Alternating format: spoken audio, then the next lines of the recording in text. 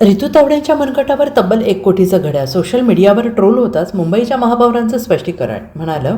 मुंबईच्या महापौर रितू तावडे या सध्या त्यांच्या मनगटावरील घड्याळामुळे चर्चेत आलेल्या आहेत.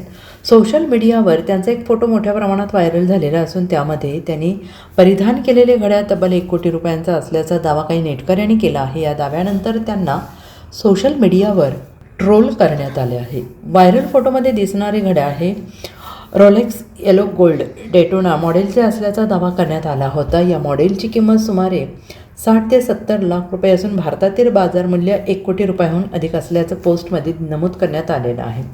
संबंधित पोस्ट व्हायरल होताच रितू तावडे यांना सोशल मीडियावर मोठ्या प्रमाणात ट्रोल केलं जात आहे.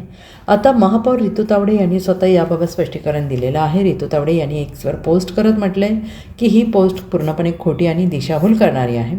माझ्या हातातील घड्याळ मायकल कोर्स कंपनीचं आहे आणि ते रोलेक्स डेटोना नाही, त्यामुळे लाखो कोट्यावधींचा प्रश्न उद्भवत नाही. अफवा पसरवणे हा बेजबाबदारपणा आणि जाणीवपूर्वक बदनामीचा प्रयत्न आहे. अशा खोट्या आरोपांना मी भीक घालत नाही असं स्पष्टीकरण त्यांनी दिलेलं आहे. Bureau report SBN Marathi Mumbai.